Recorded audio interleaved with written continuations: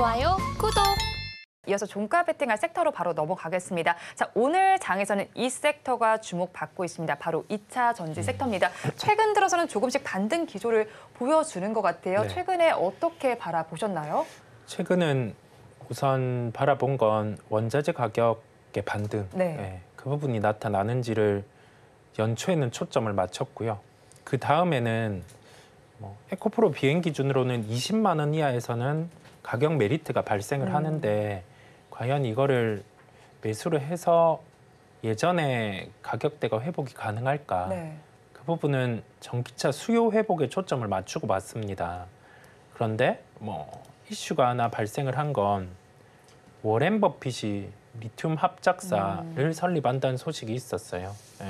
그렇다 보니까 리튬과 관련해서 가치가 시장에 좀 부각이 되는 모습이고, 여기 더해져서 10년물 국채 미국 기준으로 4.5% 이하죠. 네. 4.3% 이하 있다 보니까 성장주 같은 경우를 다시 좀 바라볼 수 있는 시각들인데, 이 중에서 제약바이오는 학회도 있고 하다 보니 먼저 시세가 났고, 그 와중에 에너지 쪽은 갈팡질팡하고 있는 상황이고, IT 쪽은 알아서 시세 나고 있고 한 상황에서 시장에서 바라본 게 낙폭과대 중에서 그래도 좀 매력 있는 쪽을 놓고 좀 들어오는 것 같아요.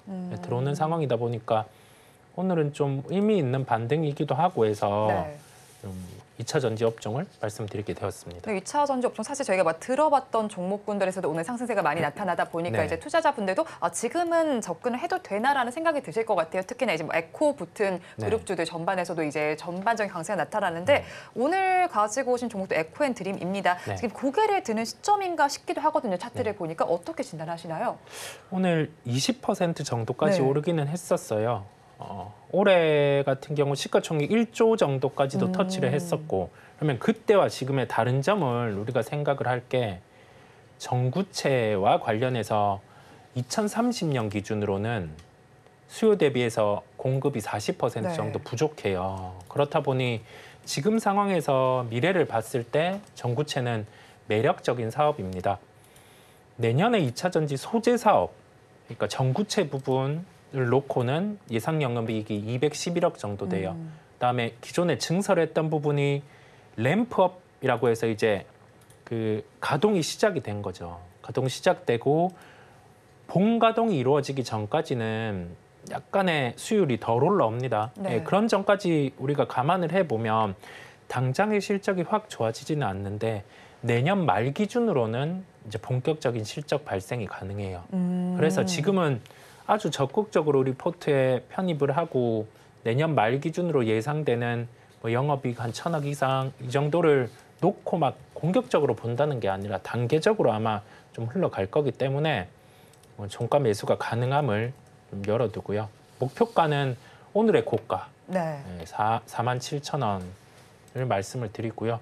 손절가는 32,000원이에요. 큰 의미 없는 거죠, 우선은. 이 정도의 손절을 대입했다는 건 우선은 관심 종목에 넣고 2차 전지 소재 중에서 구체는 매력적이기 때문에 그다음에 증설도 단행되는 네. 단계고요. 그렇게 보시면 되겠습니다. 네, 종가 베팅할 종목 에코앤드림 먼저 알아봤습니다. 이어서 이사님께서 가지고 오신 섹터 알아보겠습니다. 웹툰 쪽입니다. 네. 네이버 웹툰의 나스닥 상장 이슈 기대감이 사실 감도는 섹터인데 오늘 장에서는 하락세가 나타나더라고요. 최근에 좀 흐름과 함께 이제 앞으로 일정이 남아 있으니까 전망 어떻게 보실까요? 사실 말씀하신 대로 오늘 YLF 가져왔는데 그거 이로 갖고 왔어요. 그거 말고는 다른 이유가 솔직히 없어요. 네. 그리고 오늘 말씀하신 대로 지금 날짜를 보게 되면 6월 3일 월요일 이후 이틀 정도 좀 조정이 나오고 있거든요. 그냥 이게 갭 상승 나왔잖아요. 갭 상승 나고 난 다음에 월선과 이격 조정이라고 좀 보시면 될 것 같아요. 그리고 그 플러스 해가지고 오늘 또 대한고래 프로젝트, 대한고래 테마, 대한고래 테마가 좀 완전 난리잖아요. 그리고 반도체도 난리고요. 하다 보니까 돌아가면서 오늘 어찌 보면은 웹툰보다 조금 더 좋아 보이는 이제 업종들, 테마들 또 난리 피우다 보니까 이렇게 조정이 나온다 보시면 될 것 같아요. 그런데 일단은 뭐 전혀 그동안 반응이 없었던 건 아니고 일단 6월 3일 날 뭐 와이렉 같은 경우 장중에도 상한가에 진입이 됐었던 그런 부분들이 있기 때문에 일단 뭐 시야간다 보는 게 맞지 않을까 생각이 들고요. 그리고 IPO 앞두고 뭐 재반등, 그러니까 개인적으로 이제 5일선과 이격을 줄이고 그리고 난 다음에 계단식 상승이 나오지 않을까라는 판단에 일단은 와이렉을 좀 준비를 했어요.